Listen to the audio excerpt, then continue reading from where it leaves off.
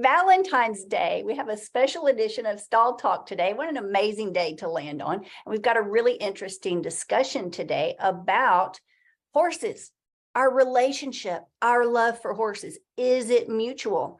I think a lot of riders would be very surprised if their horses could speak English or could answer a poll and respond in truth, in honesty. Because quite frankly, when I was younger, I thought because I provided good feed, a clean stall, a clean trailer, a clean saddle pad, that those were good things for my horse, and they are.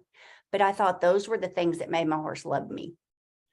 It really frustrated me as I wanted to scale, as I wanted to get better in the sport of rodeo and barrel racing. And it seemed like the faster the horse I bought, the worse my problems got. And they got amplified to the point to where I lost all confidence in myself.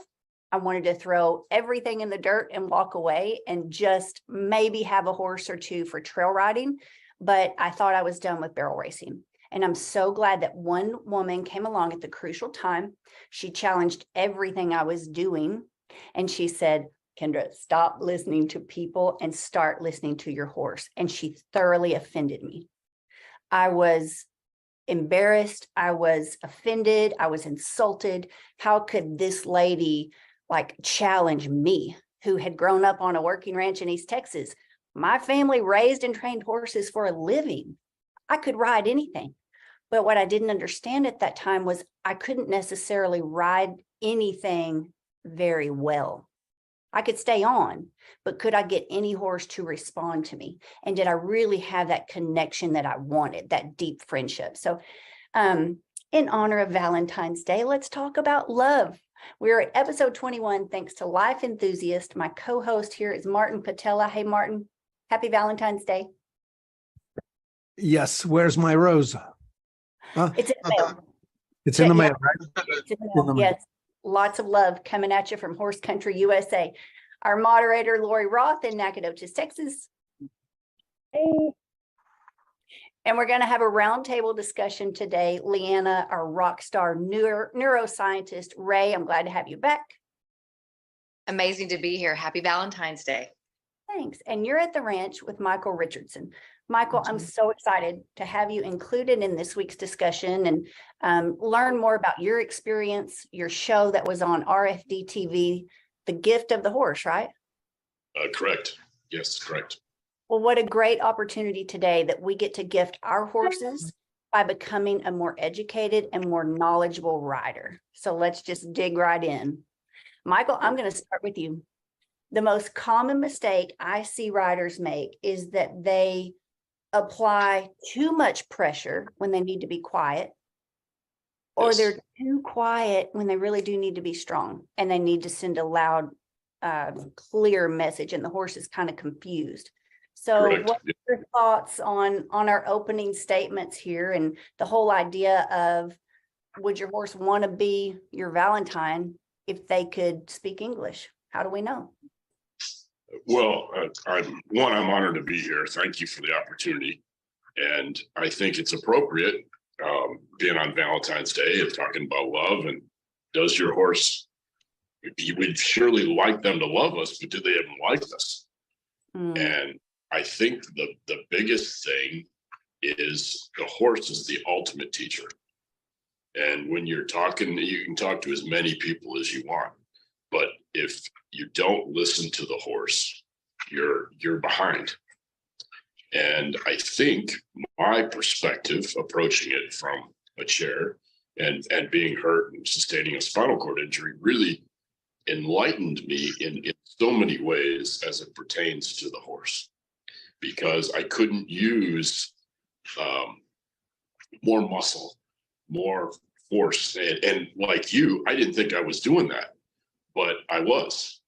And when that wasn't an option anymore, I had to do a couple of things. One, I had to surrender to myself the old way, the way that I grew up doing it, and the way my dad taught me, and all of these things.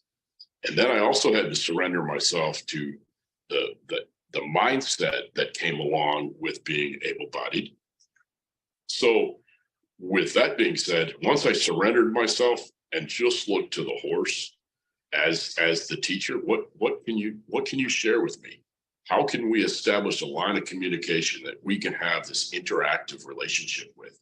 It's not a dominant submissive, although we see that more times than not, and that's unfortunate, but it's important that what y'all are doing, Kendra, and with Stall High, is bringing more attention to the mindset and the overall mental aspect of the horse, and how do they process information.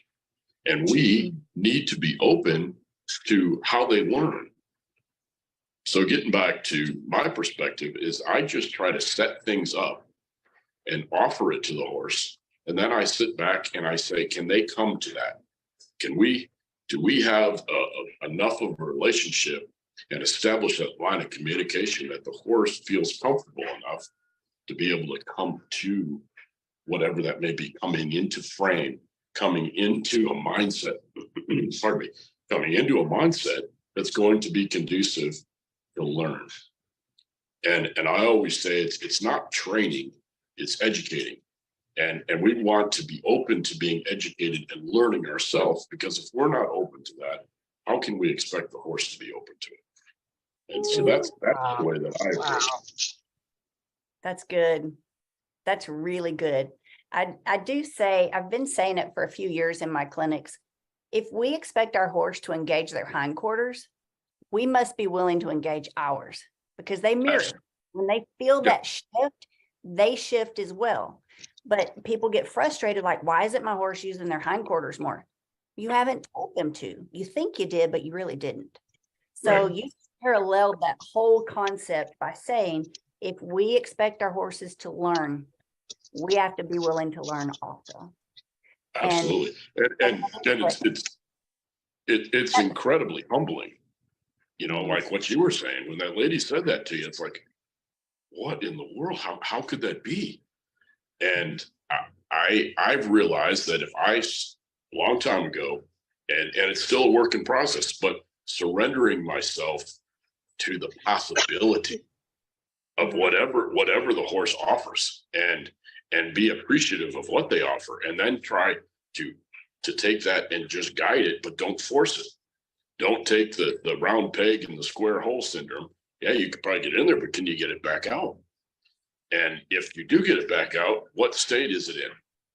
And we see that so often with horses, where they get pushed to the line of trouble, and more times than not pushed beyond the line of trouble.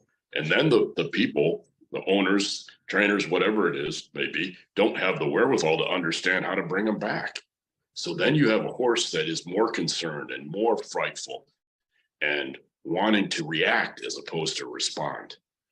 And so, again, probably the greatest thing that I've experienced with this overall perspective in the horse is the amazement of how they really learn and how they process information.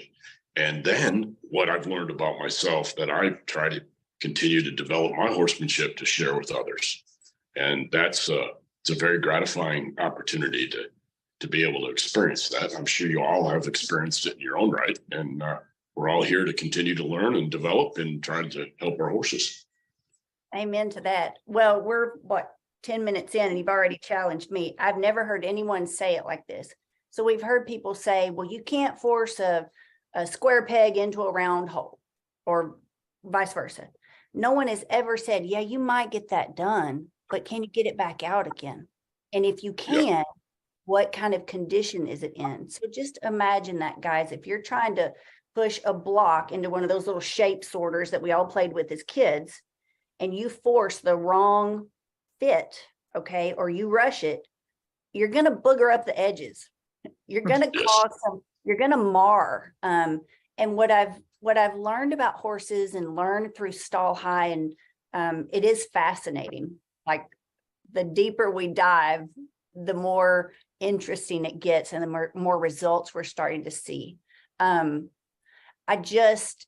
didn't understand how those exterior blemishes or those moments were creating emotional injuries. I could not Yes. comprehend that as a younger rider. I knew my horse was an idiot, I thought, acted like a three-toed idiot, wouldn't turn the barrel, wouldn't go in the pen, couldn't catch it in the pasture. I could recognize the behavior I didn't want, but I didn't really understand the root reason or how I was responsible for it. And that's a tough pill to swallow. Oh, man, it is. Oh, sure is. But the enlightenment that comes at the end of that is incredibly gratifying. And you start to see these horses like just a glimmer of that light starting to illuminate. And then it just gets brighter. And the horse will tell you everything you need to know, good, bad, or indifferent. It's up to us. What are we going to do with it? And, you can't help a horse unless you can help yourself. Mm-hmm. And again, it's hard to look in the mirror and say, I like what I see, or I like what I did, or I didn't do, and own up to it. But the horse will tell you. And again, I think the opportunity to approach it from my perspective has developed and brought great enlightenment. And I feel very blessed to, have had these opportunities and continue to. Well, thanks for sharing them with us. And we're just getting started. So Leanna, you are privileged to actually be there on a more regular basis. You're at Yeah. Michael's Ranch with them. You get to see what we don't. Right. What have you witnessed in regard to our conversation today in Michael's educating horses? I love that. Instead of training, he's educating. I love that because there's so many opportunities. It's that every moment, every experience that we enter into is opening us to the capacity to learn new things about ourselves and about the world around us through our horses. Coming from my background in relational neuroscience and interpersonal neurobiology, we understand that communication happens nervous system to nervous system, right brain to right brain. And our right brain and our nervous system has no access to words, to language, in terms of a verbal language. It has a very robust language in terms of felt senses, in terms of the state of our nervous system, and that our mindset in terms of the right brain that thinks in terms of metaphor, bigger picture, it thinks in colors and all kinds of enlivened ways. And when I met him a year ago, I thought there's no better experience than with a horse that can show the power of what communication feels like, looks like in terms between of the person and the horse. And what does that create? And as my colleagues, Deb Dana, and she's one of the legends in the field of neuroscience of polyvagal theory. And she and I discussed it for over a year. I'll be posting some talks with her about our vagus nerve. And our horses have a vagus nerve. Mm-hmm. And that vagus nerves allows us through our resonant circuitry, through the cranial nerves of our face and the horse's face. That's what allows us to be in our social engagement system. That's what allows us to create a sense of safety and a sense of connection. And when I observed him and his horses and the way he worked with horses through the groundwork and on the saddle, mm-hmm. I began to understand how he was shaping a nervous system. Not just the mind, and the mind is definitely there, but shaping the nervous system, increasing and expanding the horse's window of tolerance, and how he did that through strong softness is what I called it. There was a strength to it, but there was also a softness to it. It was bringing those two components together, and the changes that I would see in a horse in 4 sessions. And I'm so thankful that I've been documenting this along the way so that we can, allow this information to be used to protect the spirit of the horse, to protect and the safety of the rider too. And that's what I see, and that's what I've witnessed. And it's been an honor to be able to do that and then bring my clinical understanding of that. And then my sons into this world of horsemanship, and they are 8, 12, and 13. And it's just been a tremendous journey to be a part of. That's awesome that they have the opportunity to enjoy the gift of the horse. Yes. You said something just a few seconds ago. It's not just the mind. Yes, that's correct. And it's a profound thing to begin to understand. It's something that I'll be learning about the rest of my life. because the state of our nervous system can determine the state, actually biologically. So I always say it's not logical, it's biological. And so the state of our nervous system determines, can determine our mindset. It determines if we go into sympathetic arousal, hypervigilance, fight, flight.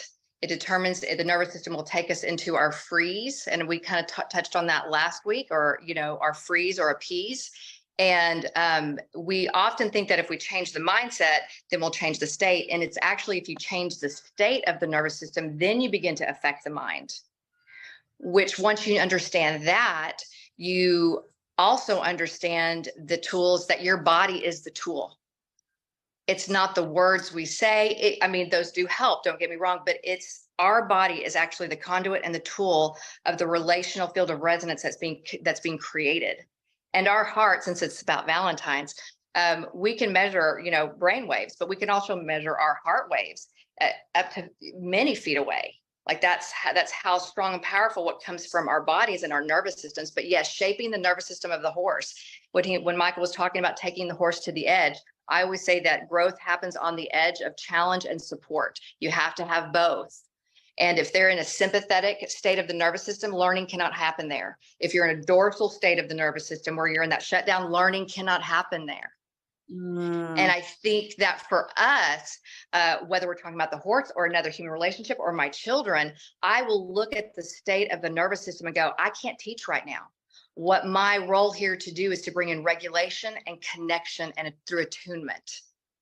And then once that nervous system becomes more regulated, and we have what I call 1 foot in ventral, as Deb Dana would say, and now we can say 1 hoof in ventral, is that then we can access the part of our brain that is open for learning. Martin, I bet you have something to interject here. This is right up your alley with the whole system. It is right up my alley. And what's really interesting is that we can affect the balance in the autonomic nervous system through so many pathways. One being, as a human chiropractic, for example, you could have a misalignment right up here at the outlet and throughout the body. Mm-hmm. So horse, yeah, they all need adjusting too, right? Yes. And then the other part that really is important is the nutritional. With humans, we have 2 models, either the oxidizer dominant, the autonomic dominant. One is made more alkaline by starch or carbohydrate. The other is made more alkaline by fat and protein. And alkaline is the state of the parasympathetic, the rest, repair, digest. Whereas the acidic is the state of the fight, flight, fright, fawn, all of that. So nutritionally, I can combine a meal in such a way that the eater, the person consuming it, will either balance or go into one extreme, and an extreme of alkalinity is depression, or go into the other extreme of acidity is either anger or anxiety on the emotional side. Mm-hmm. I could keep going, but let's stick with horses. Okay, Michael, I'm gonna toss it back to you. So a lot of people try to force it. I think when a horse gets hot-tempered, when they get on the muscle, we think, and I certainly felt the pressure, right? I had a year-end event, a finals that I wanted to get to, or I had some big event that I worked hard for, and I was so tempted to just rush that training or that educating process that I wasn't able to read the body language of the horse. And Leanna, you just said, if they are not in the right frame, they're not learning. And how many people do we see still depending on drills, trying to, through that repetitive motion, just drill it into them mechanically and mentally. Michael, tell us about some of the damage that you've seen, caused to horses by people that don't operate the whole nervous system. It is really sad. when you see the process of trying to dominate. And I think what Leanna has just shared is spot on, and she's brought so much insight to my work with the horses that, you know, I was looking for these things, but I didn't have the insight to this degree by any means. And it's been incredibly enlightening. And I think that you when you have a situation where a horse is really troubled, what I do is I'll talk to the owners, and they'll, you know, I get a lot of people, well, I'm going to send my horse to you for 30 days. And I said, well, I appreciate the fact that you'd like to send the horse to me, but what is your commitment in the process of you sending this horse to me? Well, what do you mean? Well, I'll come, you know, when he's done. Well, no, that won't work. Because if you're not involved in the process of seeing these horses from a troubled state, getting to a place where they're finding some refuge, then you're missing the process. So the horse is going to go right back to that situation. Not that the person's intention, pardon me, their intention, but the fact that they haven't seen this process. So you know, you've got two entities that you're trying to become one with. So when we have those situations, I talk to the owner and try to enlighten them, and I'll just start the horse over. I mean, I go right back to the beginning and do the liberty work, and then progress up to the halter and lead work, and then introduction of tack and all of these things, because in this foundation that this horse has and lives in is unstable. There's no stability there. So the horse is doing their best to try to keep it together, but they have nothing to fall back on. And when you talk about the neuroscience, I mean, it's incredibly fascinating to be able to see these nuances of a big blink, or just ever so slightly a flare of a muzzle, or seeing the right side of the horse's face is all scrunched where the eye and the muzzle are shorter on one side than they are the other. Why are they holding their ears this way? What state is their muscles? Are their muscles, pardon me. And these are things that I look for before I progress on. We need to help them understand that they, one, learn how to regulate themselves and get to a place where they can learn. And again, it's sometimes hard to swallow when I'll say to a lady that's got a reining cow horse or got a big time barrel horse or whatever it may be, a jumper, and say, we got to start this horse over. Well, I don't want to do that. Well, then I appreciate you considering us, but this probably won't work for you. More times than not, that horse has come back to me after they've gone to some different situations, different operations, trainers. It just didn't work. And then they come back and say, well, can we try? And I said, absolutely. But it's starting them over, because you can't just assume that the horse is comfortable. And you can't just assume that more mechanically thought process of aids, of bits, of all of these things. And it's horrific, and it just, ugh. But if given the chance, I have seen these horses come back, and more times than not, they've come back and they're better. But it only makes sense. They're in a mental state that's more conducive to learning. They're thriving on the fact that, hey, you're giving me a chance. All I ever wanted post-injury was a chance. I didn't know if I could make it or not. I just wanted a chance. Well, horses the same way. So in that process, what you're looking for is the slightest try, and then develop that. And I have just been incredibly enlightened with Leanna and her insight. It's just been so awesome to have this collaboration, to see the effects that it has on the horse.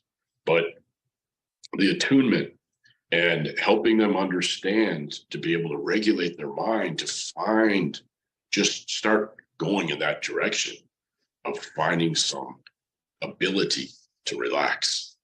Because if a horse isn't relaxed, they're not learning. You're just putting more fuel on the fire. And Totally agree. Mhm. Yeah, and so then people say to me, well, can you guarantee it? No, I can't guarantee it, but I'll do the best I can to help this animal. And then I look back at my riding and my interaction with my horses. When I get on a horse, there isn't the option to just get off if things get rough. So you have to know in your heart and your nervous system and in your mind that you have done everything you can to help this animal. Mhm. Because when I get on them, and this is what I try to help people with, able-bodied or in similar situations to myself, is I want to know in my heart that this horse is going to walk through fire for me. And that's something, and that And gets me every time. that's what we all want. I Yep. think we all dream of that type of connection with the horse and that type of trust. I think one of the best clinics we ever did, Lori, was the one titled Ride with Confidence. Mhm. It had such tremendous feedback and interaction and people signing up for it. And it really showed how many people are riding without confidence. They really Oh. do. Yes, and it gets back to your comment, the drills and the different bits. And I'm not saying that there aren't places for different types of bits to develop that communication, but they have to be used in the right way. And Right. and that comes with understanding of what that process is. What is your communication? If you're taking a feel of the reins, your horse is gapping his mouth. I think we need to go back and we need to address some things. If a horse won't step under and cross that midline, well, the message isn't getting back there in a way that they understand that I can do this without getting hurt. And their system is such that they know when they need to put the wall up for safety. And that flight response probably has been taken away, not solely, but for the most part. I got a strong bit, you're not leaving me. But the horse is saying there's going to be a day, there's going to be a moment that I am going to leave. And that's when you see the wrecks. Yep. Yeah. Amen. Yep. So you said something about a horse gap in the mouth, and that's screaming body language. I love how Oh my you God, said yes. that 2 weeks ago. The silent screaming of body language that is being completely ignored by the industry at large, and Absolutely. people looking for calming pace. They're looking for different feeds. They're looking for different therapies or therapy devices or technicians. Nothing wrong with any of that. Like you said, when you understand why you're applying it, and when Right. you comprehend like what is the goal. And please, if you love your horse, I think we can be very contradictory as riders. We profess to love our horses. However, if the horse could speak, not every horse feels loved, because actions are stronger than words. And they Yes. don't want more things. They don't want more products or more supplements. They want relief. They want release from the pressure. And I've said this multiple times, and I'll say it again. If a rider will just step back for a minute, it doesn't matter who told you to do what or how many championship titles that person or that group of people has won. If a horse is gap in the mouth, if they're on the muscle, like you said, they're not relaxed, they're not learning, you're practicing horsemanship, not horsemanship. And if you just step back for a minute, if there were two people competing in the arena and you pull on that person as hard as you pulled on that horse's mouth, or if you were swinging your arms as hard as we do through a pole pattern or breakaway roping, or barrel racing, it's not one event being isolated here or targeted. If those were two people in the arena together, one of them's going to jail because Yes. it's abuse. But Absolutely. people are applauding it like, oh, look at that girl hustle. Oh, she's really making him work. It's wrong. And that's what we're here to challenge, and not to make anybody feel worse as a horse owner. We truly want to educate. We want to provide the support, the wisdom, the expertise, the content that you guys, if you're watching right now on YouTube, Facebook, TikTok, here in the Stall High app, maybe you're watching a replay at some future date and time, the team at Stall High is here for you. If you're having problems with your horse or you feel like you have plateaued in some way, you just clicked on the right spot. This is your opportunity to do something about it and then be able to rinse and repeat in a good way when you understand the process. And Michael, it sounds like you had to think a little harder. You had to dig a little deeper. You had to invest more time into really understanding the why of the horse. Oh, no question. No question. And it's say again. Michael, I have a question for you. Yes, ma'am. It sounds like you're a very authentic horse person. True to the word of authenticity. And I just did a podcast last week on how horses can teach us to be authentic. And I think that if we stop and wait and listen long enough and hard enough to the horse, they will be authentic back. Horses don't lie.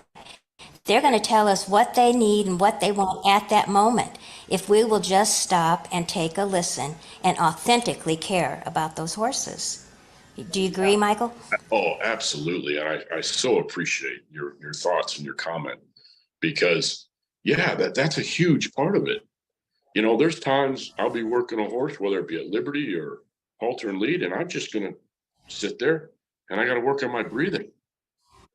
And then I've got to work on having a better thought in this process and how can I help them? And more times than not, less is more. Yep. Yeah, do less. You don't need to cram on these horses to get the job done. If they understand their job, you're going to be successful. If you go into and they will help you. Oh, not a They doubt. will help you. Not a doubt. They will help you be a leader. I give a seminar to large corporations like Exxon and Amazon, and they send their CEOs and their potential leaders to me to teach them how to be leaders and strong leaders. And I use horses. And you would be surprised at how many of these guys that just really think they've got the life by the tail, and they will march out into the pasture to catch a horse. I give the assignment, go introduce yourself to a horse and bring it back to me. And in the beginning, they all come back without a horse. And they say, well, why? Why wouldn't that horse? Well, I mean, I think I'm an effective leader. Why can't I get this horse to follow me?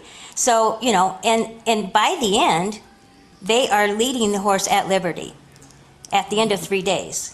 And they feel like they have become a more effective leader by working with the horse. Good for you. That's Thank lovely. you. So, Keep up the good work. Sandy has great news. We're celebrating with Sandy this week because you just received your degree, right? In equine behavior therapy. Yeah, is that right? I just received my doctorate, my PhD in equine behavioral science. So Good for I'm you. excited. Oh, that's fantastic. Thank you. That is fantastic. I'm 71 years old and I'm not going to stop learning, but this was a hard one. Well, we applaud you. Well done. Very Absolutely. well done. Thank you. Leanna, the word authentically, like authentically care. And any advice for someone who's watching who may think, uh-oh, what if this applies to me? Like, what do I do next? How would you help someone in the journey and the support, like to take responsibility, not to take blame or shame?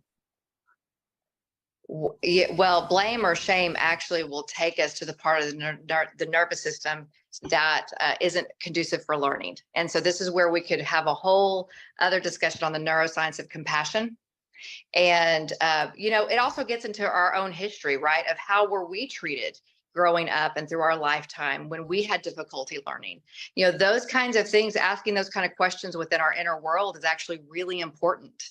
And our inner work shows up in the round pen. Our inner work, our inner world shows up all the time. And you can develop the capacity to be an observer, a noticer, and a witness without being so connected to that moment. It's Dr. Bonnie Badnock. She wrote the book, The Heart of Trauma. And being a brainwise therapist, she's one of my dearest friends. And we spent years together through sand tray work, through work in ecology, discussing how we access those parts of our inner world that will allow us to be more open, receptive, to be a witness without judging that moment. And those are skills that any one of us can learn. We are wired for connection. And because we are fearfully and wonderfully made, and we are neurobiologically wired for that connection. And when we begin to understand that at a deeper level, it just that resonance begins to fill all of the interactions and experiences between us and the world around us, our horse, our families, the people we meet along the way, those that we co-journey with, like at Stall High. Again, I'm going to go back to this sense of community. Community is a big key. Do you feel like you have a place that can receive you without judgment?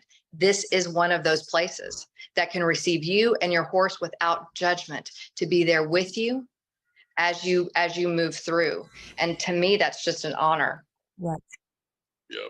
Good. May I interject another thought? Yes, sir. She alluded to her boys, and it has been such a godsend to see these boys develop these skills that they're working on and see the effects that it's having. You're not looking at a kid anymore, you're looking at a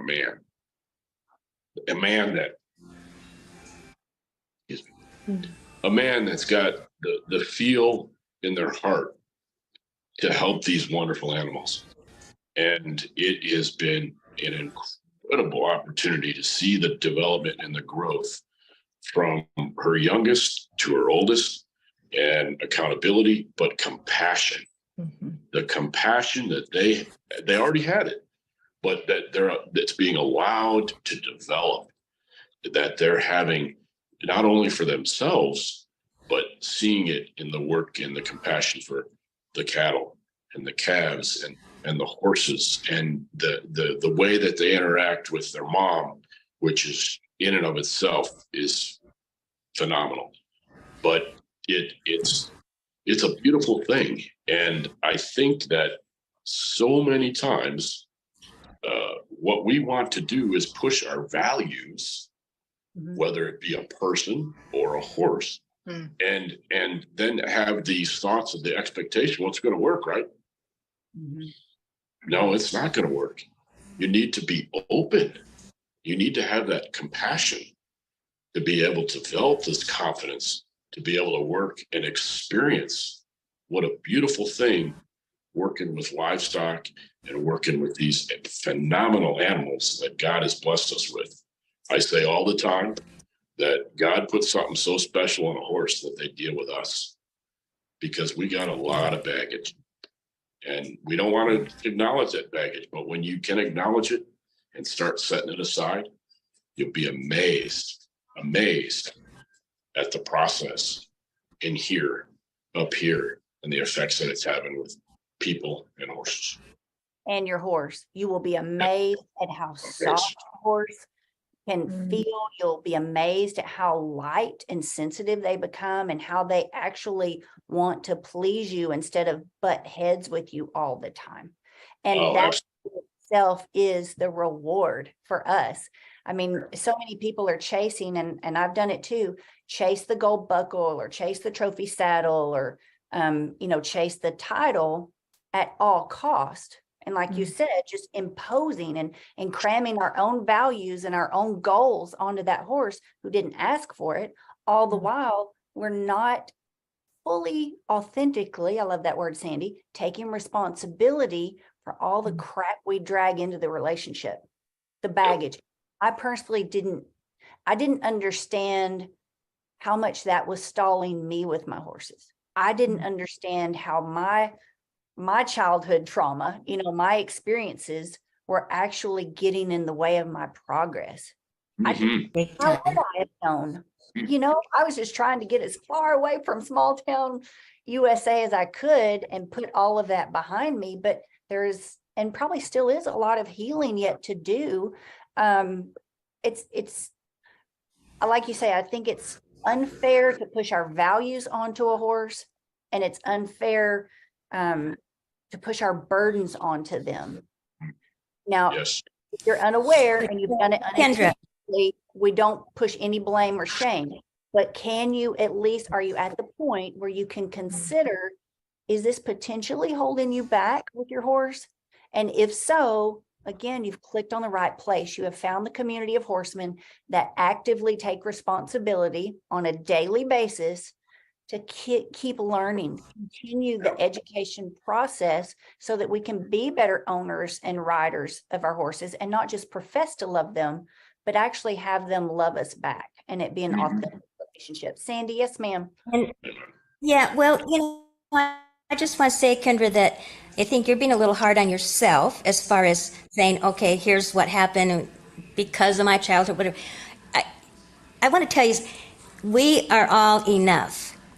We are all enough. We just have to recognize it. It is there. And I'll give you a fun fact that when you were born, the chances of you being born when you were born with your DNA, combined with your parents' DNA, combined with their parents' DNA, is 400 trillion to 1. This is a fact. Now, are you not special or what? Yeah. Well said. Well said. Yeah, So we're all good. very special. And I tell people all the time, God doesn't make any junk. Agreed. That's right. So we can And I think we all, we all have that in us, and we all are questioning our own authenticity at all of the time. And that's where horses can come in and really help us with that, because they will give you immediate, honest feedback. There's no agenda. So as soon as you do something that isn't authentic, they'll let you know. And then it'll let you question, and it'll let you correct and edit. correct and edit. All right, Martin, let's land this plane.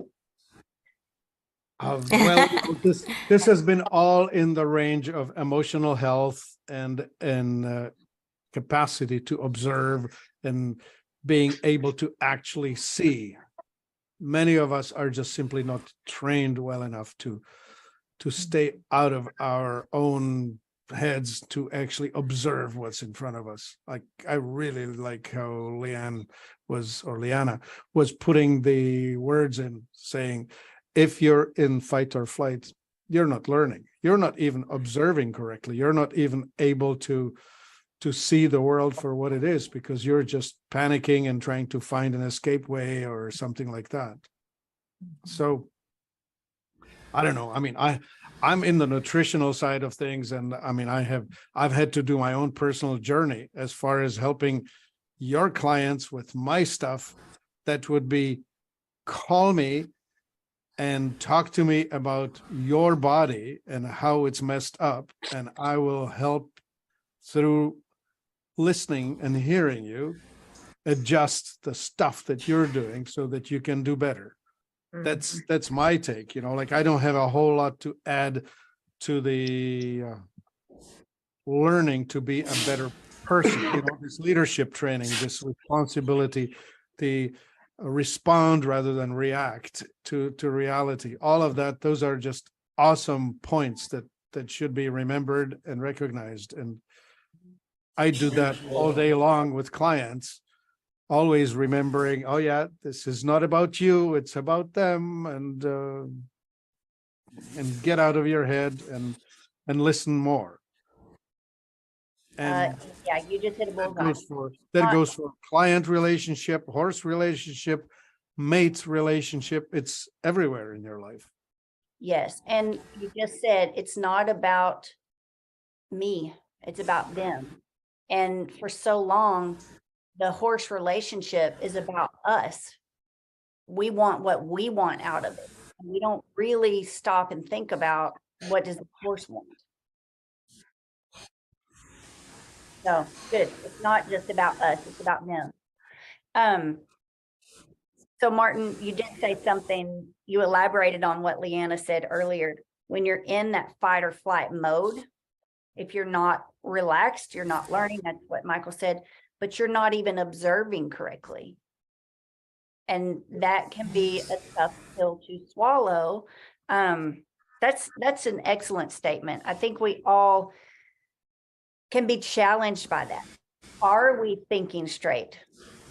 Are we thinking truly, authentically thinking in the best interest of the horses that we obviously want to provide the best care for? You wouldn't own them if you didn't love them. Nobody intentionally goes out to cause harm to a horse. It's being done unaware. And that's what Stall High and the team here is about, is to bring awareness, to bring these tough conversations to the table, to the industry, so that we as horsemen can keep learning and keep learning about the impact and the effect on horses. So this has been a really, really good one. And Martin, you said, as far as, you know, your job here, your role at Stall High is really to provide support for the rider, physically. A lot of times, I mean, I honestly never heard, if I just drink something green before I run, I'm going to be more relaxed.